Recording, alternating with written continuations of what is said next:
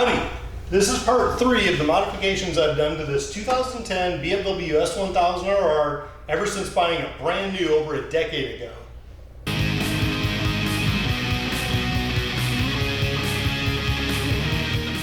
The videos for part 1 and 2 of the modifications and all the other different modification videos I'll be mentioning are in the description below. And don't forget to subscribe so you can keep up on more fun with this beast as I go. I was pretty pissed by the end of the last video, if you recall, because my poor bike had been held hostage, raped, and basically terminally injured by S2. And I say that for supplier 2 because I don't even want to say the name or I'll just get pissed off again. The reason, of course, is because after several years and about $40,000, my precious bike was left with a rotten locked-up engine that couldn't even make it the 600 miles for break-in. After the last video, I talked to S6, supplier 6, and he had a 2018 donor bike. So he ended up swapping both the engine and all the electronics from his 18 into this bike. This way we got rid of everything that S2 had touched and screwed up, so there would be no more gifts that kept giving like herpes from that guy. Soon the bike was back in my garage where it belonged, and it had more power. In fact, it was turning 197 horsepower on the dyno at the rear wheel. It had a new dash. It had some new features like heated grips and cruise control. And it had both up and down shift assist now. In fact, that shift assist was probably one of the most challenging parts of the conversion. The old shift assist was up only, and it was a horizontal member that came across here. But with this 2018 vertical up and down shift, the geometry changed because the point where the shift lever rotates is different on my bike versus a 2018. So that took a little bit of fabrication and handiwork. As part of the 18 conversion, S6 called me and asked if I wanted to go with the electronic suspension front and rear because that's what the 18 had, and it cost a little bit more money for some of the hardware. Even though S6 loves the electronic suspension, and he's an expert racer, so I trust his opinion, but the reality is I couldn't find anybody else in the industry that really liked the electronic suspension. So I decided to just stick with the manual suspension, and I had other plans anyway. What I did instead is I ordered manual Ohlins suspension, both front and rear. I got that from Kyle Racing. It came in all dialed in with the right damping I needed. I installed it in the bike, set the sag, and it's been great ever since. Now, it's not necessarily an easy job replacing the suspension, but it's effectively nuts and bolts as long as you're paying attention. And yes, I am oversimplifying it, but it's handled beautifully ever since. While I was changing out the rear shock, I also swapped out the rear swing arm for a polished one. The reason for that is I already had plans to strip and polish my fuel tank, and both of them had been the matching kind of light thunder gray, whatever it was. I knew that when I went to the polished tank, I was going to want a polished swing arm as well. Well, the bike was down for all the upgrades. Without removing the tank, I actually sanded it down by hand, got all the paint off, and then used the polishing wheels and root to where it was pure aluminum and polished to shine like chrome. Then, of course, the first trip to Austin on it with my new cold weather suit, I had a few buttons exposed that just scratched the shit out of the tank. So on my list to do is I need to get the tank completely off, finish out the polishing work, and get it to somebody to do like a Cerakote or some kind of coating. I love the way it looks, it just needs to be a little bit more durable. Out of morbid curiosity, I had to take the old engine apart that locked up on me just to see what may have gone wrong, if it was salvageable at all or not. And it was nothing short of an abortion inside. Besides the pistons fitting the block, about as sloppy as a popcock in a gutter whore, the cams look like my mom cooked them, i.e. burnt to a crisp. Both the lobes and the bearing surfaces of the cams were burned, galled, cracked. They looked horrible. That engine was the most expensive boat anchor ever. Almost nothing was worth saving, and most of it ended up in the dumpster. I did think about making some kind of like a cool decoration out of the block, but I figured it just pissed me off every time I looked at it as a reminder how bad I got screwed by that dude, so I just trashed it instead and put the past in the rear view where it belongs. I didn't care for the silver levers on the bike when I got it. I'd had black Brembo levers on it before, but I think we had to change to some silver ones off that 18 bike because of the clutch switch setup. So I swapped them out with some TWM low drag levers, and you can see they've got the little hole in the edges for low drag. They're actually the only set of levers I could find that were black that would fit this bike with that clutch switch setup. Once those matched the rest of the bike, the next eyesore to me was the shift lever. It was also fixed, in other words, not adjustable, and I was still trying to kind of dial in the geometry for that shift assist. So I bought an Attack Performance shift lever, which not only was black in matching, but I already had Attack Performance rear sets, so it matched them really well too. And the fact that it was adjustable gave me a little bit more flexibility in trying to get that quick shift all adjusted right. Not that it makes it any faster, but I did have some custom axe badges designed for the front where the BMW logo would normally go. Instead of chroming these, I did polish them to match the polished tank. I also had some custom graphics made. You can see the S1K over there under the axe badge, and then the No Limits No Regrets one down further. I figure until the bike maker wants to pay me for advertising for them, I'll just advertise for myself instead. Plus, we all know every sticker adds at least 5 horsepower to this thing. With the bike 100% and me happier than a wet clam with it, the next step was to really test it out. So I started preparing for the next Texas Mile.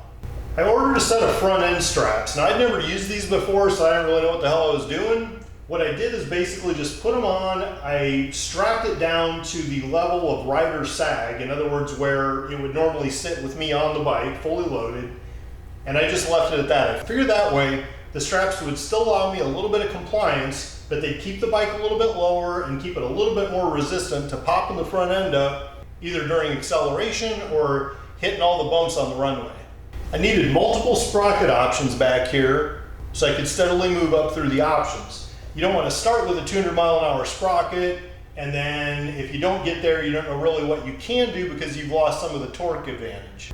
Instead of fighting with wrenches on the tarmac at 11 at night with a camping light like last time, I actually bought a few extra sprocket carriers, bolted the sprockets to those, because that's a real easy swap to do at the track with minimal 4-letter expressions. The bike's top speed at that event ended up being 193.3 mile an hour, which was great. It was a new high for me. I was very happy to see improvement. Bike's back together, running solid, performing better than ever. Realistically, my fat ass should have lost more weight beforehand. I realized that. The other thing that I kind of missed the boat on is I should have went to the drag strip and worked on my launches a little bit more. I'd done that in the past. I didn't this time, and it showed. My launches were actually pretty bad. And feel free to use any of my racing excuses if you need to on your events. And up to that point, I always wanted to keep this bike such that I could basically drive it from the street onto the track and back onto the street. Sans the mirrors and the front blinkers, of course. After getting that close to 200 and not quite getting it, I really kind of run out of things I can do at this point. So I figured it's time to pull out all the stops. And so what I've started doing is making plans to put a lighter subframe and tail section on. Even though this rear blinkers and tail light and plate don't add a ton of weight to the bike, that is a lot of drag. You can see your flow of air providing a lot of drag, and drag almost becomes more important than weight when you get up to that speed. So I'm making plans to install a lighter Alpha Racing subframe and one-piece tail section. I would be getting rid of all the blinkers, the tail plate, the lights, the headlights, going with a one-piece smooth front fairing, all carbon fiber, of course. And really, that's about all I can do, leaving the engine alone now that I finally have it solid. So those are some of the things I started thinking about. After the Texas Mile, I hauled the bike out to Colorado for a couple weekends of riding out in the mountains and had a blast on it. The engine ran strong. The suspension handled incredible. Just can't say enough about how much I enjoyed riding out there. I'm coming into turns a little bit hotter to try to get the leans.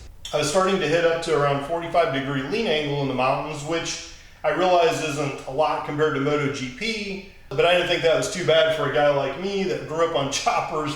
It's such a fucking blast riding this bike in those mountain roads too, because you're like at 12,000 feet, almost 2 miles high, and you're going around a turn, and it's hard to get your head straight because you see this massive abyss that's just begging you to do a one-way skydive into it, and you just have to remind yourself, it's just another road, use your skills, do what you're supposed to do. So don't think about what happens if you miss the turn, just don't miss the turn. The next trip on it was another track day at Circuit of the Americas in Austin. and actually drug a knee for the first time on that track. I did it several times, and it wasn't because I was sticking my knee way out. It was just, you know, using decent form like I've learned and good tactics. I was coming into the turns hotter, which means, you know, lighten up the brakes more, able to get a decent lean in. In fact, on one of the laps, I hit 168 mile an hour on that back stretch, and I had to hammer those brakes at the end of that straight to make the next turn. I was even doing a lot better at hairpins. I usually suck at those. And yes, for anybody that's heard the comments about some bumps in the track from the MotoGP, etc., I think, and even the Formula One guys, yes, they're out there. The back straight has a bit of a bump. It's not as bad, but that front straight has a pretty drastic one. And it's a little unnerving because when you're trying to hammer down the straight and you hit that bump, it makes you feel like your front end's going to come up, right? And that's not a good feeling while you've got the throttle pinned. And it's extra bad in the front because you're coming through, and the last thing you want to do is let off the throttle because everybody in the paddocks can basically hear you pussing out on it. And you got to be focused as you come up that hill to turn one. The bike worked almost perfect on Coda though. The only thing I had an issue with was the quick shift. Going down the straights, for whatever reason, it just was not working. Now, the quick shift worked fine at the Texas Mile, but it's only a mile at a time. The bike really never got hot. I think it was just on Coda, it was getting more heat, more use, and it just started failing, basically. So I did some digging into it, and the HP quick shift I did have on there was an older Rev that had noted some problems people had had with them. So I upgraded to the Alpha Racing one that is a newer version, and so far so good. I've got it dialed in. I really need to get on a track again or in some mountains or something to really test it, but so far it's been working flawless. So fingers crossed, I hope it stays that way. Though not on my S1K, I did fly to Vegas for another level 4 of the California Superbike School and got to ride the new S1000RRs. Had a blast out there, again, continuing to build my skills on the track. Was consistently dragging knee around there. Actually got a little too far close to horizontal and felt the back tire kind of buck out, but my knee actually sort of act like a fulcrum and set me back down straight. I think it was only a pucker factor of 4 to 5 because I didn't actually crash. I was supposed to do another track day at Coda on this thing, but unfortunately I got rained out. Yes, I'm perfectly able to ride in the rain, but it's one thing to be going on a straight road. If I'm leaning hard to where I'm pushing my limits and the bike's limits, I want dry pavement. I finally got this bike running good. The last thing I want to do is crash it. As of right now, the new subframe and tail section have arrived. I still need to order the one-piece cowling that'll be smooth with headlight delete. And so those things will be done over this winter. I'll get to work on those so the bike is ready for the spring Texas Mile in March. So hit the subscribe button so you don't miss any of the fun coming with this thing. Subscribe to my YouTube channel below and let's celebrate turning fuel and air into adrenaline.